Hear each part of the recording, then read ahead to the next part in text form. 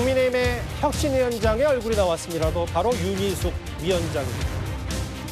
어제 긴 시간 동안 윤희숙 위원장이 국민의힘의 인적 쇄신이 필요한 대상을 조목조목 지적하고 경고했는데, 그런데 어제 오늘 돌아가는 분위기는 정반대입니다. 혁신의 방향으로 이어지기는커녕 당내 반발만 커지고 있습니다.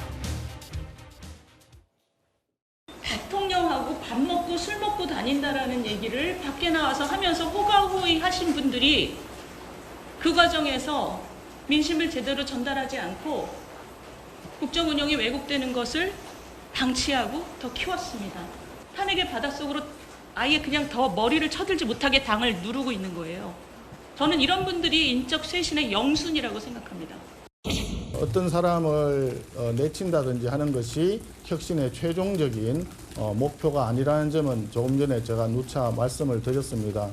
이 난국을 어떻게 조화롭게 헤쳐나갈 것인가, 이런 의견들을 나누는 것이 또 좋은 방안이 아닐까, 그런 의견들도 있었다는 점을 말씀드립니다.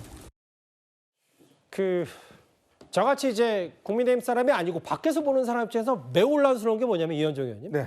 송원석 비대위원장 원내대표가 꽤 어렵게 윤희숙 혁신위원장을 앉혀서 마치 전권을 주겠다고 얘기를 했는데, 윤희숙 혁신위원장이 여러 가지 얘기를 했어요. 아니, 사람을 안 바꾸는 게 어떻게 인적쇄신이냐라고 하니까 사람 내치는 게 혁신의 목표가 아니다. 오늘도 기자들 앞에서 송원석 원내대표가 저런 얘기를 했거든요. 그럼 제가 송원석 원내대표 한번 여쭙고 싶어요. 그럼 뭐가 혁신인가라는 걸 묻고 싶습니다. 그동안 뭐 제도 이런 걸 백서 많이 했습니다만은 그게 언제 지켜진 적이 있나요?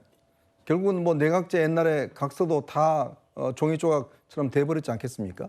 정치권에서 약속과 제도와 이런 거는요, 하루아침에 다 물거품이 되는 겁니다. 즉 정치권의 혁신이라는 거는 결국 사람의 문제로 귀착될 수밖에 없습니다. 특히 공천 과정을 통해서 또 사람을 어떤 공천에 배제한다든지 불출마를 한다든지, 또 보통 이런 대선 패배가 있으면 책임 있는 사람들은 스스로 알아서 정계 은퇴를 한다든지 차기 총선 불출마한다든지 이런 거 했어요. 예.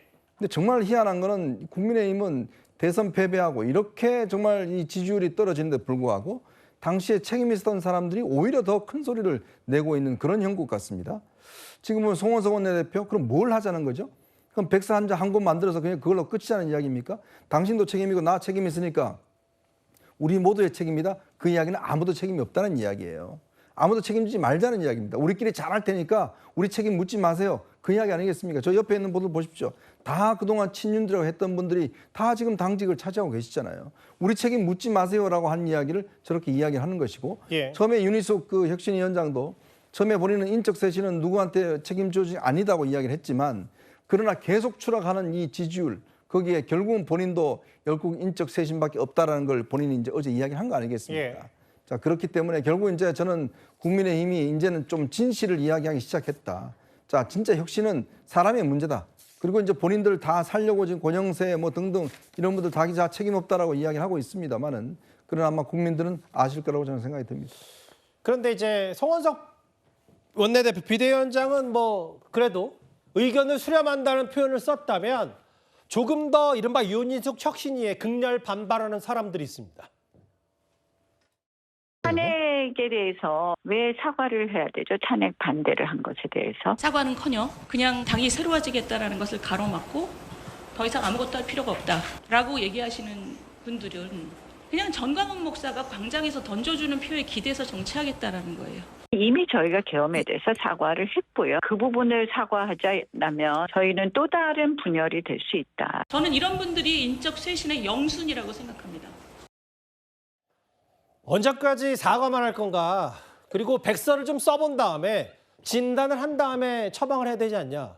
유인찬 부위원장님. 그러니까 이제 윤희숙 혁신위원장의 생각은 사과는 누군가가 원할 때 사과를 받을 때까지 국민들이 계속하는 거고, 백서는 사실 안 써봐도 아는 거 아니냐? 누구나 다 아는 거 아니냐? 이런 취지의 말을 어떻게 받아들이시겠어요?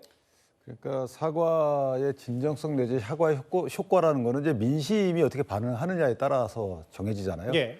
여러 번 사과했는데 민심이 반응하지 않았잖아요. 예. 그러니까 그보다 이제 사과해서 더 나아가야 되겠죠. 예를 들면 혁신의 목적은 민심을 얻는 겁니다. 그렇죠. 그런데 이전에 인유한 혁신위 같은 경우는 처음 혁신 1호 안이 뭐였냐면 기존 이준석 등에 대한 징계 청구를 다시 취소하는 거였어요. 예. 그러니까 이게 저희가 잘 살펴봐야 될 부분이 윤희숙 위원장, 혁신위원장은 8개 그동안의 민심을 잃어간 여러 가지 이제 그 쟁점들에 대해서 쭉 나열을 해 주셨는데 저게 저는 그 속성백서라고 생각을 해요. 저런 이유 때문에 지금 민심을 우리가 잃었다. 그런데 각 이유에 대해서 다 책임자를 다 나가라 그러면 남아있을 분은 없어요. 사과라는 부분도 저는 이렇게 떠밀려서 하는 사과가 아니고 예. 어떤 분이 결단에 의한 사과, 희생적 사과가 있으면 나는 불출마하겠다. 나는 뭐 정계 은퇴하겠다. 예. 이런 식으로 희생적 어떤 선언이 있게 되면 그분은 리더로 뜨는 거죠. 예. 역대 그래 왔습니다. 그리고 뭐 중간중간에 계신 분들이 사과를 해가지고 민심이 반응하지 않아요. 예. 저는 개인적으로 모든 그 보수권의 그 소원은 뭐냐면 예전에 승리방정식을 복원하자입니다. 예. 그러니까 지금 있는 세력을 쳐내는 게 아니고 예. 기존에 있던 수도권의 승리 세력을 갖다 보태고 해서 대통령 선거에서 0.7%를 이겼던 예. 이 방정식을 복원하는 게 혁신인 것이지 예. 이 방정식을 복원할 생각을 안 하고 사실 그냥 인적쇄신하는 것은 너무나 편안한 혁신이다. 어려운 혁신을 해야 돼요. 예. 여태껏 혁신이 실패한 이유가 뭡니까? 당신 나가, 당신 잘못했어. 이렇게 그냥 규정하고 말아요. 근데 예. 그것이 아니고 해당 사람들이 설득당할 때까지 그 혁신안을 밀어붙이는 것이 그래서 어려운 거 아니겠어요? 예. 그 윤희숙 위원장만큼은 저 진단은 저 잘했다고 봐요. 예. 그럼 저 진단이 국민께 호소력을 가질 때까지 또는 저 진단에 의해서 책임져야 되는 사람들이 책임을 인정할 때까지 예. 설득 작업해야죠. 저는 그래서 이번에 그 속성 백서는 잘 내셨는데 예. 너무 편한 윤희숙 위원장마저 편한 혁신을 추구하는 것 아닌가 이런 아쉬움이 있어요. 저분이 오랜만에 좋은 혁신안을 내셨으면 예. 사실은 관철시킬 수 있는 여러 가지 좀 노력을 같이 병행하는 것이 어떨까 이런 생각을 해요. 근데 이제 저도 일정 부분 공감하고 그러면 107명 중에 다 쳐내면 세상에 국민의힘 누가 남냐. 근데 지금도 보통 사람들처럼 보통이 지금까지 패배 이후에 보수가 괴멸 직전에 상황에 놓였을 때 나 그래도 먼저 총선 안 나가겠다. 중진으로 책임있고 이런 사람이 한 명도 안 나오니까 조금이라도 압박을 해줘야 뭔가 물갈이가 되고 혁신이 되는 거 아닙니까? 이게 물밑에서 아예 나갈 총선 불출마 할 사람 생각도 없는 사람한테 압박과 물밑에서 아무리 조율한다고 그게 되겠어요? 근데 저게 이제 전선이 잘못됐다는 거예요. 예. 저게 마치 예. 개파 대 개파 이렇게 되면요 절대 예. 안 나갑니다. 그러니까 뭔가 대의를 위해서 희생하는 식의 압박이 돼야지 되는 것이지 예. 저런 식의 당신은 잘못했네 나가 그러면 누가 나가겠어요. 예. 그리고 그 나가는 대상 자체가 뻔해요. 그럼 저렇게 따지면 볼까요? 한번 김문수 후보 나가야죠. 그다음에 한동훈 대표 나가야죠. 예. 그다음에 쌈권이라고 칭해지는 분 다 나가야 되죠. 예. 이런 그 어떤 뭐 문제 제기와 책임자에 대한 규정이 어디가 있을까요? 저는 개인적으로 저희 얘기를 하신 거는 이것이 우리 그 당이 민심을 잃게 된 각각의 장면이었다. 예. 근데 사실 속성 백서를 낸 거고 예. 자 이런 상황에서 우리가 앞으로 어떻게 할 것인지에 대해서 좀 더 구체적인 안을 받아야죠. 예. 그리고 나서 조금 더 지나면 아마 나올 거야. 제가 볼 때는 내가 책임지겠다. 나 불출마 선언하겠다. 저는 예, 나온다고 봅니다. 예. 그래서 그 나온다는 희망을 갖고 조금 더 긍정적인 어떤 역할을 하는 것이 어떨까. 조금 더 어려운 혁신안을 추구하는 게 어떨까 싶어요. 근데 이제 뭐 다 나가면 도대체 소는 누가 키우냐라고 하셨지만 여기서도 더 잘못한 사람, 그나마 덜 잘못하는 사람들은 분명히 또 점수가 달리 매겨지는 게 있을 테니까.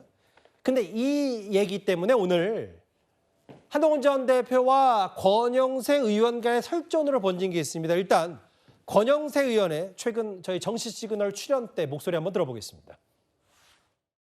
우리 한동훈 대표가 제일 먼저 그랬던 것 같은데 쿠데타라고 얘기를 하고 또 그때 어쩔 수 없이 이렇게 된 걸 무슨 자극적으로 새벽에 쿠데타라고 얘기한 거는 그거는 아주 잘못된 거고 저는 이번에 그런 식의 행태를 보고 우리 한동훈 대표가 우리 당에 어쩐 기대를 걸 만한 그런 인물은 아니구나 이런 생각을 하게 됐습니다. 아주 뭐 실망을 크게 했습니다.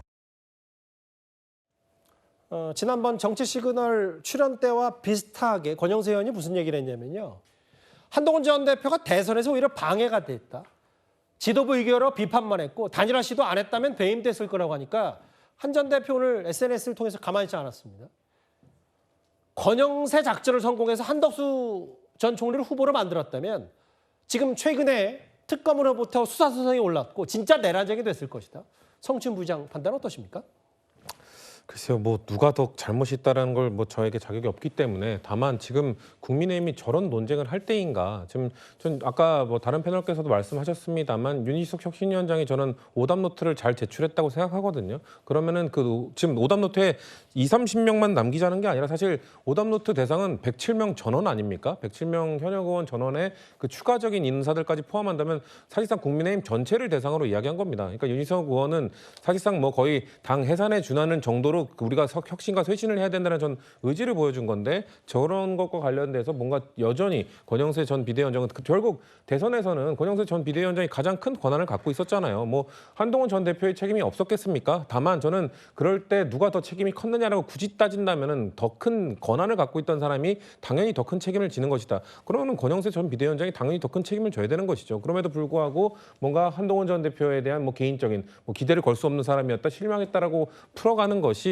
가장 큰 책임을 져야 되는 가장 큰 권한을 갖고 있던 사람이 과연 할 발언인가라는 생각을 드리고 싶고 저는 글쎄요 그 아까 윤희숙 위원장이 말한 8가지 부분에 대해서 하나라도 해당하는 사람은 먼저 사과하는 사람 저는 그 사람이 국민의힘의 헤게모니를 줘야 된다고 생각합니다. 예. 먼저 내가 정기은퇴까지의 발언이 아니더라도 그 부분에 대해서는 내가 부족했다 사과하는 그 사람이 누가 먼저 하느냐 그리고 권영세 전 비대위원장이나 권성동 전 원내대표는 사람들이 좀 불출마 얘기를 합니다만 예. 저는 불출마는 지금 이 시기가 아닐 수도 있다고 생각합니다. 왜냐하면 지금 임기가 3년이나 남았기 때문에 예. 국회의원들은 사실 임기가 그래도 조금 얼마 안 남았을 때 해야 남은 임기를 그래도 좀 권한을 갖고 지역에서의 목소리를 내면서 의정활동을 할 수 있는 부분이 분명히 있기 때문에 알겠습니다. 전 저 사람들이 은퇴를 해야 된다고 생각합니다만 타이밍이나 이런 걸로 봤을 때 뭔가 기득권을 내려놓는 다른 모습을 먼저 보여주는 최소한의 그 정도는 해야 되지 않겠나 말씀드리고 싶습니다. 일단 윤희숙 혁신위가 야심차게 엄청나게 날카로운 칼을 뺀 듯한데 되레 당의 반발 목소리는 커지고 뭐 일부 의원들은 요지부동이고 저희가 준비한 국민의힘의 현실 얘기를 4위로 만나봤습니다.